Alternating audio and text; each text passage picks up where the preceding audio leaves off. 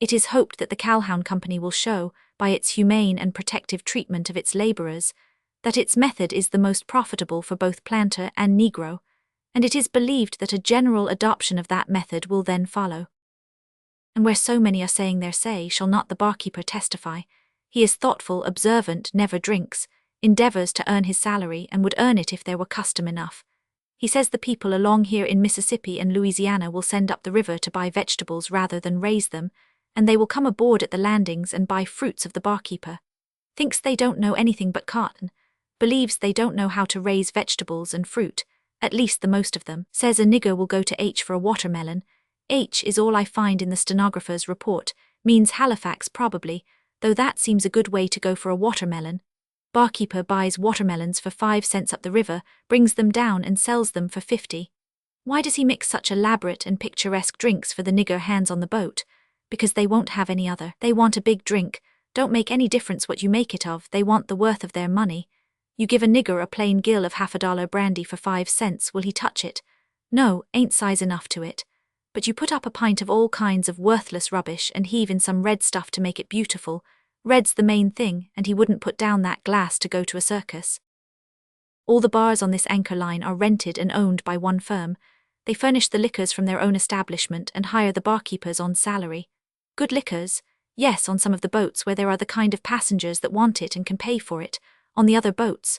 No, nobody but the deck hands and firemen to drink it. Brandy? Yes, I've got brandy, plenty of it, but you don't want any of it unless you've made your will. It isn't as it used to be in the old times. Then everybody travelled by steamboat, everybody drank, and everybody treated everybody else. Now most everybody goes by railroad, and the rest don't drink. In the old times the barkeeper owned the bar himself, and was gay and smarty and talky and all jeweled up, and was the toniest aristocrat on the boat, used to make $2,000 on a trip. A father who left his son a steamboat bar left him a fortune. Now he leaves him board and lodging, yes, and washing if a shirt a trip will do. Yes, indeedy, times are changed. Why, do you know, on the principal line of boats on the upper Mississippi, they don't have any bar at all. Sounds like poetry, but it's the petrified truth. Chapter 34. Tough Yarns. Stack Island. I remembered Stack Island, also Lake Providence, Louisiana, which is the first distinctly southern-looking town you come to downward bound, lies level and low, shade trees hung with venerable grey beards of Spanish moss. Restful, pensive Sunday aspect about the place, comments Uncle Mumford with feeling, also with truth. A Mr. H furnished some minor details of fact concerning this region which I would have hesitated to believe if I had not known him to be a steamboat mate. He was a passenger of ours, a resident of Arkansas City, and bound to Vicksburg to join his boat, a little sunflower packet. He was an austere man, and had the reputation of being singularly unworldly for a river man. Among other things, he said that Arkansas had been injured and kept back by generations of exaggerations concerning the mosquitoes here. One may smile, said he, and turn the matter off as being a small thing, but when you come to look at the effects produced, in the way of discouragement of immigration and diminished values of property, it was quite the opposite of a small thing, or thing in any wise to be coughed down or sneered at. These mosquitoes had been persistently represented as being formidable and lawless, whereas the truth is they are feeble, insignificant in size, diffident to a fault, sensitive, and so on and so on. You would have supposed he was talking about his family. But if he was soft on the Arkansas mosquitoes, he was hard enough on the mosquitoes of Lake Providence to make up for it, those Lake Providence colossi, as he finely called them. He said that 2 of them could whip a dog and that 4 of them could hold a man down, and except help come they would kill him, butcher him, as he expressed it, referred in a sort of casual way, and yet significant way to, the fact that the life policy in its simplest form is unknown in Lake Providence. They take out a mosquito policy besides. He told many remarkable things about those lawless insects. Among others, said he had seen them try to vote. Noticing that this statement seemed to be a good deal of a strain on us, he modified it a little, said he might have been mistaken as to that particular, but knew he had seen them around the polls canvassing. There was another passenger, friend of H's, who backed up the harsh evidence against those mosquitoes, and detailed some stirring adventures which he had had with them. The stories were pretty sizable, merely pretty sizable, yet Mr. H was continually interrupting with a cold, inexorable, wait, knock off 25% of that, now go on. Or, wait, you are getting that too strong, cut it down, you get a little too much customary onto your statements. Always dress a fact in tights, never in an ulster. Or, pardon once more, if you are going to load anything more onto that statement, you want to get a couple of lighters and tow the rest because it's drawing all the water there is in the river already. Stick to facts, just stick to the cold facts. What these gentlemen want for book is the frozen truth, ain't that so, gentlemen? He explained privately that it was necessary to watch this man all the time and keep him within bounds. It would not do to neglect this precaution, as he, Mr. H., knew to his sorrow. Said he, I will not deceive you. He told me such a monstrous lie once that it swelled my left ear up and spread it so that I was actually not able to see out around it. It remained so for months, and people came miles to see me fan myself with it. Chapter 35. Vicksburg during the trouble. We used to plough past the lofty hill city Vicksburg downstream, but we cannot do that now. A cut-off has made a country town of it like Osceola, St. Genevieve and several others.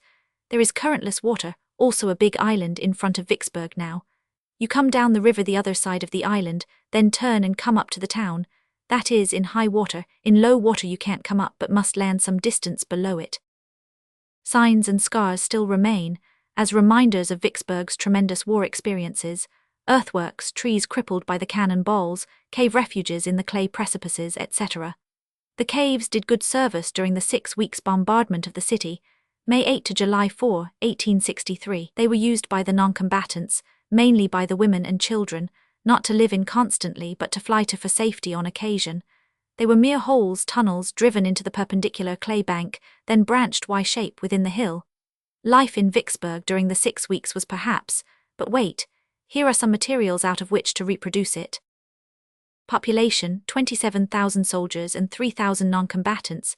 The city utterly cut off from the world, walled solidly in, the frontage by gunboats, the rear by soldiers and batteries. Hence no buying and selling with the outside, no passing to and fro, no God-speeding a parting guest, no welcoming a coming one, no printed acres of worldwide news to be read at breakfast mornings, a tedious dull absence of such matter. Instead, hence also no running to see steamboats smoking into view in the distance up or down, and ploughing toward the town, for none came. The river lay vacant and undisturbed. No rush and turmoil around the railway station, no struggling over bewildered swarms of passengers by noisy mobs of hackmen. All quiet there. Flour $200 a barrel, sugar $30, corn $10 a bushel, bacon $5 a pound, rum $100 gallon, other things in proportion. Consequently no roar and racket of drays and carriages tearing along the streets. Nothing for them to do among that handful of non-combatants of exhausted means. At 3 o'clock in the morning, silence. Silence so dead that the measured tramp of a sentinel can be heard a seemingly impossible distance. Out of hearing of this lonely sound, perhaps the stillness is absolute.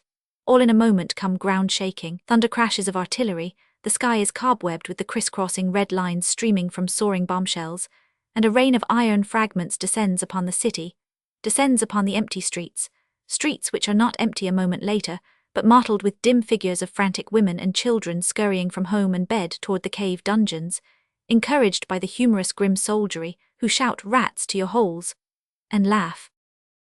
The cannon thunder rages, shells scream and crash overhead. The iron rain pours down 1 hour, 2 hours, 3, possibly 6, then stops. Silence follows, but the streets are still empty. The silence continues. By and by a head projects from a cave here and there and yonder and reconnoiters cautiously. The silence still continuing, bodies follow heads and jaded, half-smothered creatures group themselves about, stretch their cramped limbs, draw in deep draughts of the grateful fresh air, gossip with the neighbors from the next cave. Maybe straggle off home presently, or take a lounge through the town, if the stillness continues, and will scurry to the holes again by and by when the war tempest breaks forth once more. There being but 3,000 of these cave dwellers, merely the population of a village, would they not come to know each other, after a week or two, and familiarly, insomuch that the fortunate or unfortunate experiences of one would be of interest to all? Those are the materials furnished by history. From them might not almost anybody reproduce for himself the life of that time in Vicksburg? Could you, who did not experience it, come nearer to reproducing it to the imagination of another non-participant than could a Vicksburger who did experience it? It seems impossible. And yet there are reasons why it might not really be. When one makes his first voyage in a ship, it is an experience which multitudinously bristles with striking novelties. Novelties which are in such sharp contrast with all this person's former experiences that they take a seemingly deathless grip upon his imagination and memory. By tongue or pen he can make a landsman live that strange and stirring voyage over with him, make him see it all and feel it all. But if he make 10 voyages in succession, what then? Why, the thing has lost colour, snap, surprise, and has become commonplace. The man would have nothing to tell that would quicken a landsman's pulse. Years ago I talked with a couple of the Vicksburg non-combatants, a man and his wife. Left to tell their story in their own way, those people told it without fire, almost without interest. A week of their wonderful life there would have made their tongues eloquent forever perhaps, but they had 6 weeks of it, and that wore the novelty all out. They got used to being bombshelled out of home and into the ground. The matter became commonplace. After that, the possibility of their ever being startlingly interesting in their talks about it was gone. What the man said was to this effect: "It got to be Sunday all the time. 7 Sundays in the week to us anyway. We hadn't anything to do and time hung heavy. 7 Sundays, and all of them broken up at one time or another in the day or in the night by a few hours of the awful storm of fire and thunder and iron. At first we used to shin for the holes a good deal faster than we did afterwards. The first time I forgot the children, and Maria fetched them both along. When she was all safe in the cave she fainted. 2 or 3 weeks afterwards, when she was running for the holes one morning through a shell shower, a big shell burst near her, and covered her all over with dirt, and a piece of the iron carried away her game bag of false hair from the back of her head. Well, she stopped to get that game bag before she shoved along again. Was getting used to things already, you see. We all got so that we could tell a good deal about shells, and after that we didn't always go under shelter if it was a light shower. Us men would loaf around and talk, and a man would say, 'There she goes,' and name the kind of shell it was from the sound of it and go on talking if there wasn't any danger from it. If a shell was bursting close over us we stopped talking and stood still. Uncomfortable, yes, but it wasn't safe to move. When it let go we went on talking again if nobody hurt, maybe saying, 'That was a ripper,' or some such commonplace comment before we resumed, or maybe we would see a shell poising itself away high in the air overhead. In that case every fellow just whipped out a sudden, 'See you again, gents,' and shoved. Often and often I saw gangs of ladies promenading the streets, looking as cheerful as you please, and keeping an eye canted up watching the shells. And I've seen them stop still when they were uncertain about what a shell was going to do and wait and make certain, and after that they santered along again, or lit out for shelter, according to the verdict. Streets in some towns have a litter of pieces of paper and odds and ends of one sort or another lying around. Ours hadn't, they had iron litter. Sometimes a man would gather up all the iron fragments and unbursted shells in his neighborhood and pile them into a kind of monument in his front yard, a ton of it sometimes.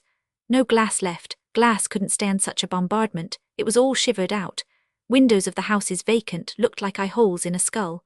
Whole panes were as scarce as news. We had church Sundays, not many there along at first, but by and by pretty good turnouts. I've seen service stop a minute and everybody sit quiet, no voice heard, pretty funeral-like then, and all the more so on account of the awful boom and crash going on outside and overhead. And pretty soon when a body could be heard, service would go on again. Organs and church music mixed up with a bombardment is a powerful queer combination, along at first. Coming out of church one morning we had an accident, the only one that happened around me on a Sunday. I was just having a hearty handshake with a friend I hadn't seen for a while, and saying, "Drop into our cave tonight after bombardment. We've got hold of a pint of prime WH. Whiskey, I was going to say, you know, but a shell interrupted. A chunk of it cut the man's arm off and left it dangling in my hand. And do you know the thing that is going to stick the longest in my memory, and outlast everything else, little and big, I reckon, is the mean thought I had then. It was the whiskey is saved. And yet, don't you know, it was kind of excusable, because it was as scarce as diamonds and we had only just that little, never had another taste during the siege. Sometimes the caves were desperately crowded and always hot and close. Sometimes a cave had 20 or 25 people packed into it, no turning room for anybody, air so foul sometimes you couldn't have made a candle burn in it. A child was born in one of those caves one night, think of that. Why, it was like having it born in a trunk. Twice we had 16 people in our cave, and a number of times we had a dozen, pretty suffocating in there. We always had 8 belonged there. Hunger and misery and sickness and fright and sorrow, and I don't know what all, got so loaded into them that none of them were ever rightly their old selves after the siege. They all died but 3 of us within a couple of years. One night a shell burst in front of the hole and caved it in and stopped it up. It was lively times for a while digging out. Some of us came near smothering. After that we made 2 openings, ought to have thought of it at first. Mule meat, no, we only got down to that the last day or two. Of course it was good, anything is good when you are starving. This man had kept a diary during 6 weeks. No, only the first 6 days. The first day 8 close pages, the second 5, the third 1 loosely written, the fourth 3 or 4 lines, a line or two the fifth and 6th days. 7th day diary abandoned, life in terrific Vicksburg having now become commonplace and matter of course. The war history of Vicksburg has more about it to interest the general reader than that of any other of the river towns. It is full of variety, full of incident, full of the picturesque. Vicksburg held out longer than any other important river town, and saw warfare in all its phases, both land and water, the siege, the mine, the assault, the repulse, the bombardment, sickness, captivity, famine. The most beautiful of all the national cemeteries is here. Over the great gateway is this inscription: "Here rest in peace 16,600, who died for their country in the years 1861 to 1865. The grounds are nobly situated, being very high and commanding a wide prospect of land and river. They are tastefully laid out in broad terraces with winding roads and paths, and there is profuse adornment in the way of semi-tropical shrubs and flowers, and in one part is a piece of native wildwood, left just as it grew, and therefore perfect in its charm.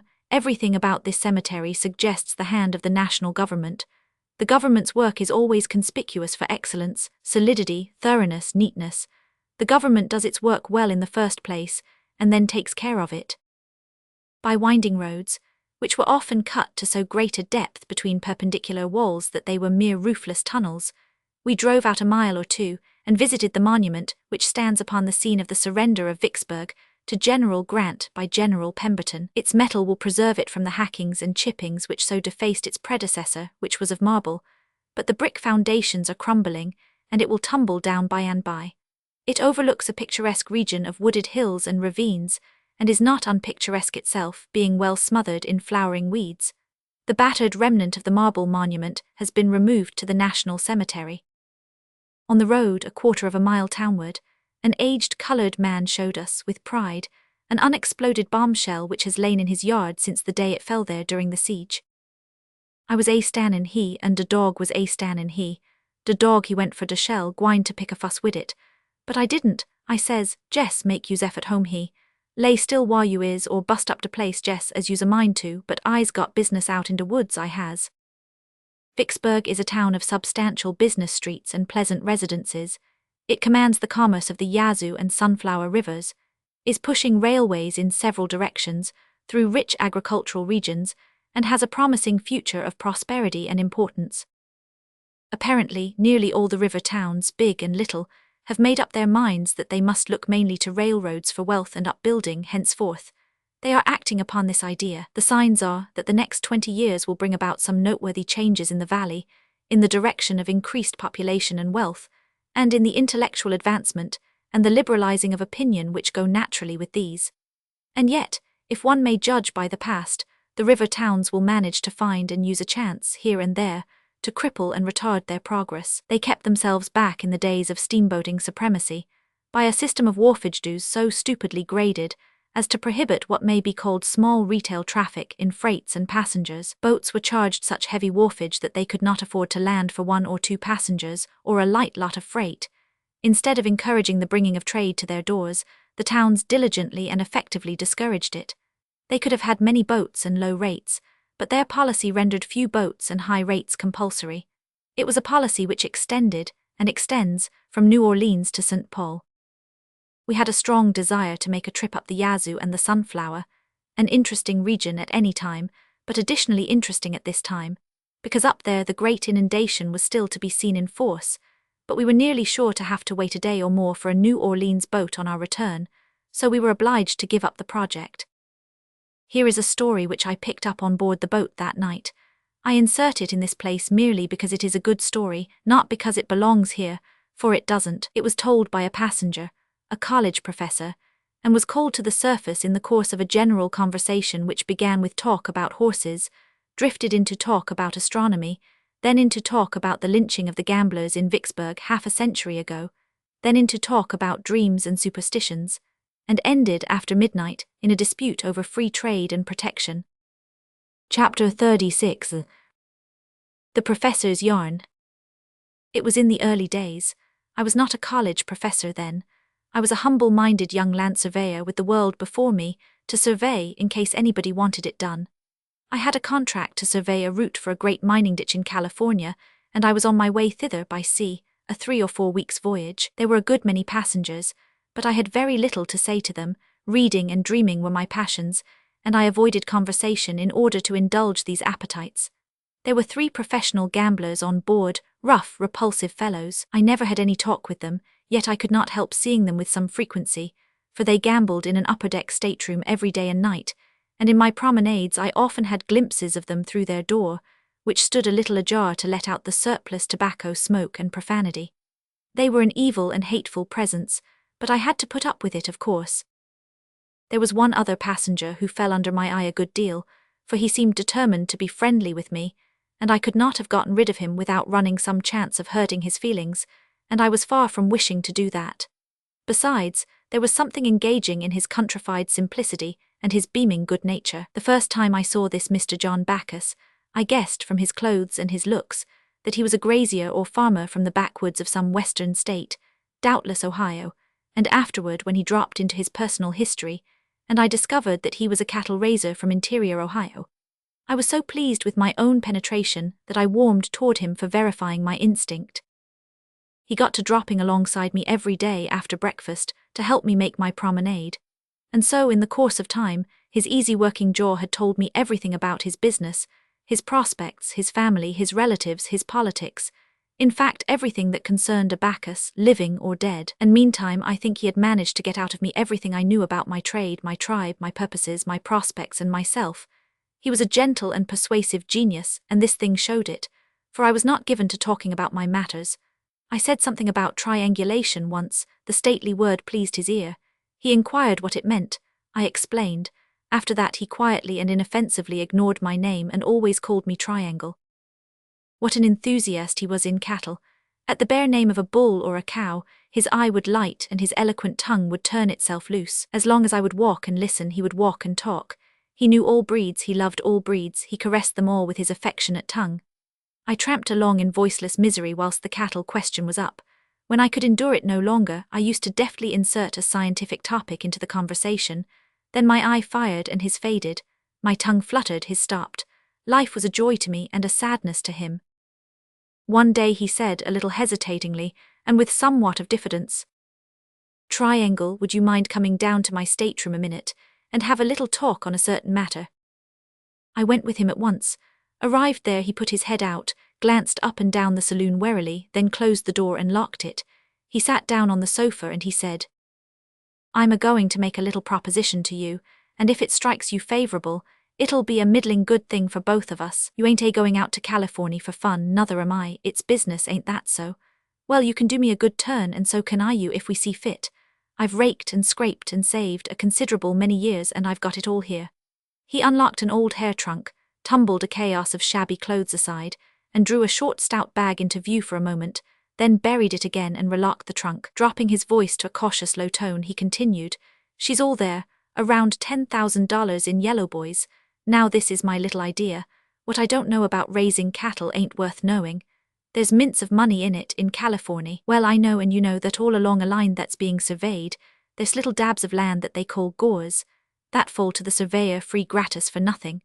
All you've got to do on your side is to survey in such a way that the gores will fall on good fat land, then you turn 'em over to me, I stock 'em with cattle in rolls the cash, I plank out your share of the dollars regular, right along, and—" I was sorry to wither his blooming enthusiasm, but it could not be helped.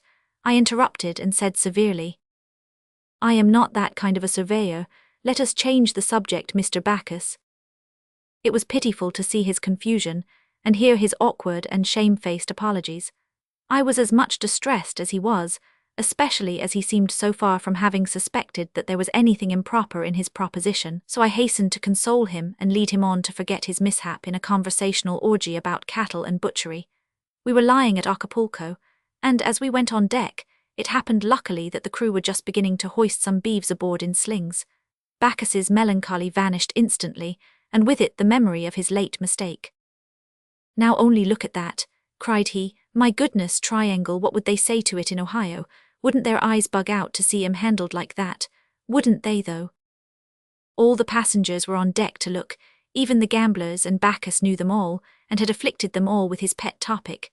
As I moved away, I saw one of the gamblers approach and accost him, then another of them, then the third. I halted, waited, watched. The conversation continued between the four men. It grew earnest. Bacchus drew gradually away, the gamblers followed and kept at his elbow. I was uncomfortable. However, as they passed me presently, I heard Bacchus say with a tone of persecuted annoyance, "But it ain't any use, gentlemen. I tell you again, as I've told you a half a dozen times before, I warn't raised to it, and I ain't a-going to resk it." I felt relieved. His level head will be his sufficient protection, I said to myself. During the fortnight's run from Acapulco to San Francisco, I several times saw the gamblers talking earnestly with Bacchus, and once I threw out a gentle warning to him. He chuckled comfortably and said, "Oh yes, they tag around after me considerable. Want me to play a little just for amusement, they say. But laws, Amy, if my folks have told me once to look out for that sort of livestock, they've told me 1,000 times, I reckon." By and by, in due course, we were approaching San Francisco. It was an ugly black night with a strong wind blowing, but there was not much sea. I was on deck alone. Toward 10 I started below. A figure issued from the gambler's den and disappeared in the darkness. I experienced a shock, for I was sure it was Bacchus. I flew down the companionway, looked about for him, could not find him, then returned to the deck just in time to catch a glimpse of him as he re-entered that confounded nest of rascality. Had he yielded at last? I feared it. What had he gone below for? His bag of coin, possibly. I drew near the door, full of bodings. It was a crack, and I glanced in and saw a sight that made me bitterly wish I had given my attention to saving my poor cattle friend, instead of reading and dreaming my foolish time away. He was gambling. Worse still, he was being plied with champagne, and was already showing some effect from it. He praised the cider, as he called it, and said now that he had got a taste of it, he almost believed he would drink it if it was spirits. It was so good and so ahead of anything he had ever run across before. Surreptitious smiles at this passed from one rascal to another, and they filled all the glasses, and whilst Bacchus honestly drained his to the bottom, they pretended to do the same, but threw the wine over their shoulders. I could not bear the scene, so I wandered forward and tried to interest myself in the sea and the voices of the wind. But no, my uneasy spirit kept dragging me back at quarter-hour intervals, and always I saw Bacchus drinking his wine, fairly and squarely, and the others throwing theirs away. It was the painfulest night I ever spent. The only hope I had was that we might reach our anchorage with speed. That would break up the game. I helped the ship along all I could with my prayers. At last we went booming through the Golden Gate, and my pulses leaped for joy. I hurried back to that door and glanced in. Alas, there was small room for hope. Bacchus's eyes were heavy and bloodshot, his sweaty face was crimson, his speech maudlin and thick, his body sawed drunkenly about with the weaving motion of the ship. He drained another glass to the dregs, whilst the cards were being dealt. He took his hand, glanced at it, and his dull eyes lit up for a moment. The gamblers observed it and showed their gratification by hardly perceptible signs. "How many cards?" "None," said Bacchus. One villain named Hank Wiley discarded one card, the others 3 each. The betting began. Heretofore the bets had been trifling, $1 or 2, but Bacchus started off with an eagle now. Wiley hesitated a moment, then saw it and went $10 better. The other 2 threw up their hands. Bacchus went 20 better. Wiley said, "I see that, and go you 100 better," then smiled and reached for the money. "Let it alone," said Bacchus with drunken gravity. "What, you mean to say you're going to cover it?" "Cover it? Well, I reckon I am, and lay another 100 on top of it too." He reached down inside his overcoat and produced the required sum. "Oh, that's your little game, is it? I see your raise, and raise it 500, said Wiley. 500 better, said the foolish bull driver, and pulled out the amount and showered it on the pile. The 3 conspirators hardly tried to conceal their exultation. All diplomacy and pretense were dropped now, and the sharp exclamations came thick and fast, and the yellow pyramid grew higher and higher. At last $10,000 lay in view. Wiley cast a bag of coin on the table, and said with mocking gentleness, $5,000 better, my friend from the rural districts. What do you say now?" "I call you," said Bacchus, heaving his golden shot bag on the pile. "What have you got?" 4 kings, you d fool. And Wiley threw down his cards and surrounded the stakes with his arms. 4 aces, you ass, thundered Bacchus, covering his man with a cocked revolver. I'm a professional gambler myself, and I've been laying for you duffers all this voyage. Down went the anchor, rumble-de-dum-dum, and the long trip was ended. Well, well, it is a sad world. One of the 3 gamblers was Bacchus's pal. It was he that dealt the fateful hands. According to an understanding with the 2 victims, he was to have given Bacchus 4 queens, but alas, he didn't. A week later I stumbled upon Bacchus, arrayed in the height of fashion, in Montgomery Street. He said cheerily as we were parting, "Ah, by the way, you needn't mind about those gores. I don't really know anything about cattle, except what I was able to pick up in a week's apprenticeship over in Jersey just before we sailed. My cattle culture and cattle enthusiasm have served their turn. I shan't need them any more." Next day we reluctantly parted from the Gold Dust and her officers, hoping to see that boat and all those officers again some day, a thing which the fates were to render tragically impossible. Chapter 37. The End of the Gold Dust. For 3 months later, August 8, while I was writing one of these foregoing chapters, the New York papers brought this telegram. A terrible disaster. 17 persons killed by an explosion on the steamer Gold Dust. Nashville, August 7, a dispatch from Hickman Kai says, "The steamer Gold Dust exploded her boilers at 3 o'clock today, just after leaving Hickman. 47 persons were scalded and 17 are missing. The boat was landed in the eddy just above the town, and through the exertions of the citizens, the cabin passengers, officers, and part of the crew and deck passengers were taken ashore and removed to the hotels and residences. 24 of the injured were lying in Holcomb's dry goods store at one time, where they received every attention before being removed to more comfortable places." A list of the names followed, whereby it appeared that of the 17 dead, 1 was the barkeeper, and among the 47 wounded were the captain, chief mate, second mate, and second and third clerks, also Mr. Lem S. Gray, pilot, and several members of the crew. In answer to a private telegram, we learned that none of these was severely hurt, except Mr. Gray. Letters received afterward confirmed this news and said that Mr. Gray was improving and would get well. Later letters spoke less hopefully of his case, and finally came one announcing his death. A good man, a most companionable and manly man, and worthy of a kindlier fate. Chapter 38. The House Beautiful. We took passage in a Cincinnati boat for New Orleans, or on a Cincinnati boat, either is correct. The former is the eastern form of putting it, the latter the western. Mr. Dickens declined to agree that the Mississippi steamboats were magnificent, or that they were floating palaces, terms which had always been applied to them, terms which did not overexpress the admiration with which the people viewed them. Mr. Dickens's position was unassailable, possibly. The people's position was certainly unassailable. If Mr. Dickens was comparing these boats with the crown jewels, or with the Taj, or with the Matterhorn, or with some other priceless or wonderful thing which he had seen, they were not magnificent, he was right. The people compared them with what they had seen, and thus measured, thus judged, the boats were magnificent. The term was the correct one, it was not at all too strong. The people were as right as was Mr. Dickens. The steamboats were finer than anything on shore. Compared with superior dwelling houses and first-class hotels in the valley, they were indubitably magnificent, they were palaces.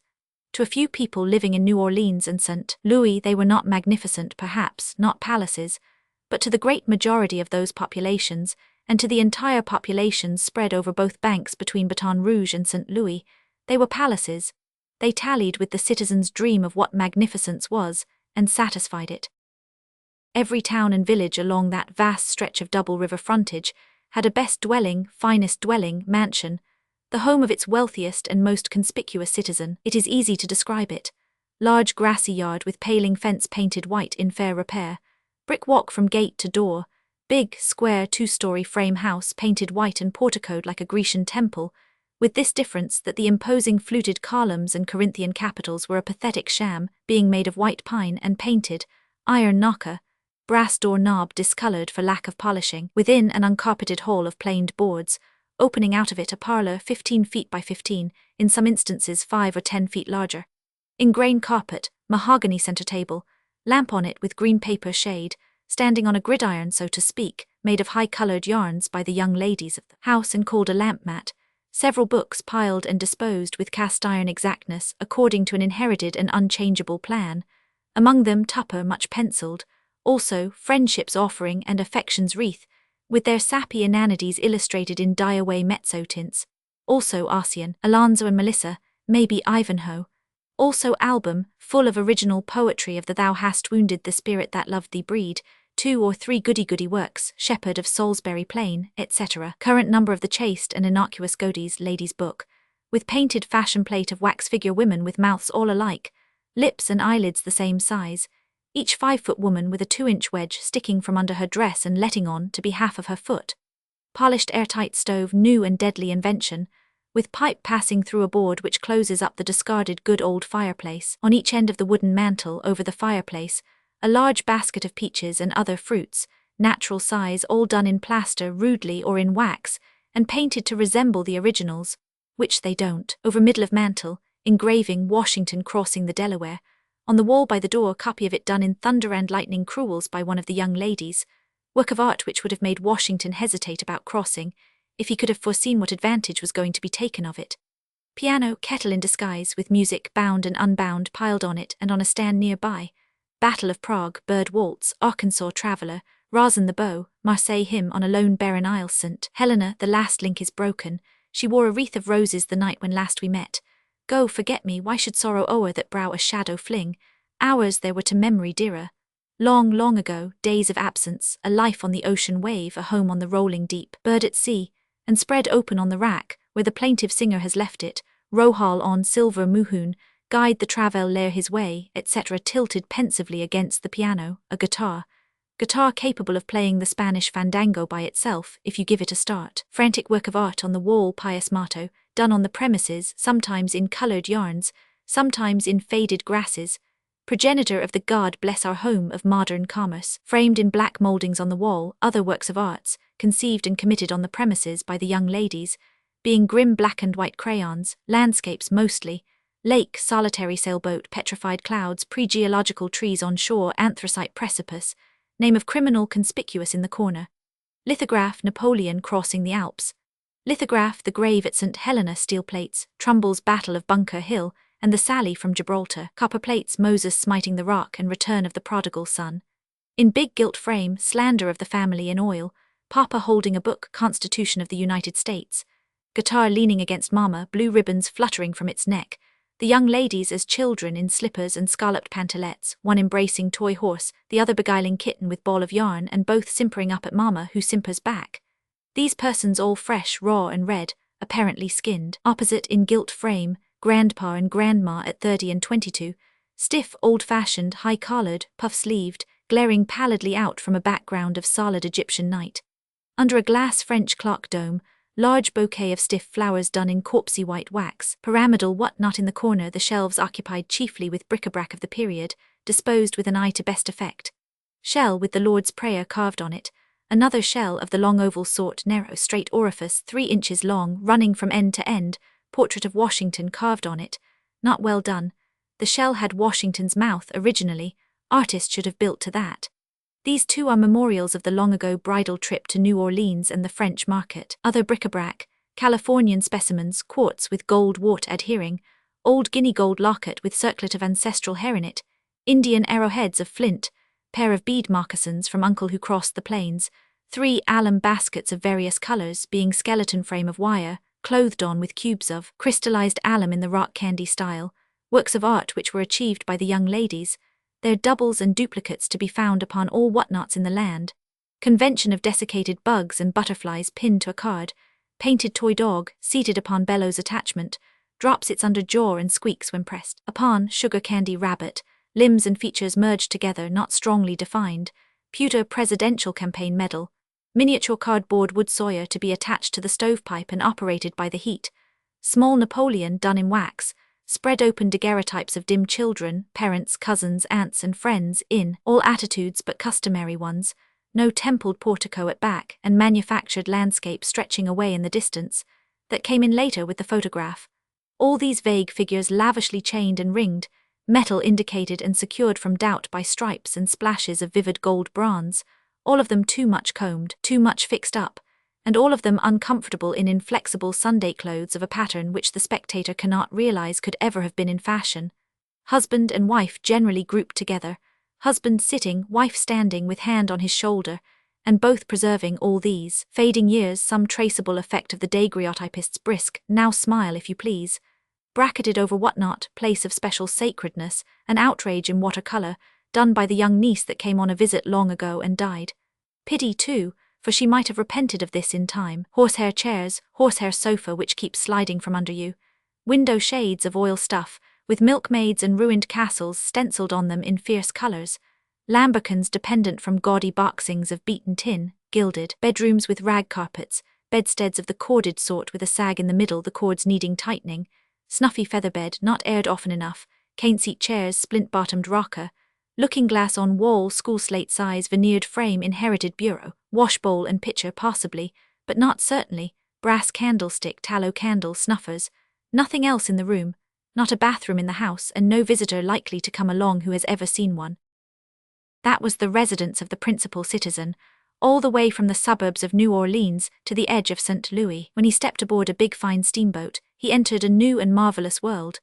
Chimney tops cut to counterfeit a spraying crown of plumes, and maybe painted red, pilot house, hurricane deck, boiler deck guards, all garnished with white wooden filigree work of fanciful patterns, gilt acorns topping the derricks, gilt deer horns over the big bell, gaudy symbolical picture on the paddle box possibly, big roomy boiler deck, painted blue and furnished with Windsor armchairs, inside a far-receding snow-white cabin, porcelain knob and all picture on every stateroom door, curving patterns of filigree work touched up with gilding, stretching overhead all down the converging vista, big chandeliers every little way, each an April shower of glittering glass drops, lovely rainbow light falling everywhere from the coloured glazing of the skylights, the long-drawn, resplendent tunnel, a bewildering and soul-satisfying spectacle. In the ladies' cabin a pink and white Wilton carpet, as soft as mush, and glorified with a ravishing pattern of gigantic flowers. Then the bridal chamber. The animal that invented that idea was still alive and unhanged, at that day, bridal chamber whose pretentious flummery was necessarily overawing to the now tottering intellect of that hastening citizen. Every stateroom had its couple of cosy clean bunks, and perhaps a looking-glass and a snug closet, and sometimes there was even a washbowl and pitcher, and part of a towel which could be told from mosquito netting by an expert, though generally these things were absent, and the shirt-sleeved passengers cleansed themselves at a long row of stationary bowls in the barber shop, where were also public towels, public combs, and public soap. Take the steamboat which I have just described, and you have her in her highest and finest and most pleasing and comfortable and satisfactory estate. Now cake her over with a layer of ancient and obdurate dirt, and you have the Cincinnati steamer a while ago referred to. Not all over, only inside, for she was ably officered in all departments except the steward's. But wash that boat and repaint her, and she would be about the counterpart of the most complimented boat of the old flush times, for the steamboat architecture of the West has undergone no change, neither has steamboat furniture and ornamentation undergone any. Chapter 39. Manufactures and Miscreants. Where the river in the Vicksburg region used to be corkscrewed, it is now comparatively straight, made so by cut-off. A former distance of 70 miles is reduced to 35. It is a change which threw Vicksburg's neighbor, Delta, Louisiana, out into the country and ended its career as a river town. Its whole river frontage is now occupied by a vast sandbar, thickly covered with young trees, a growth which will magnify itself into a dense forest by and by, and completely hide the exiled town.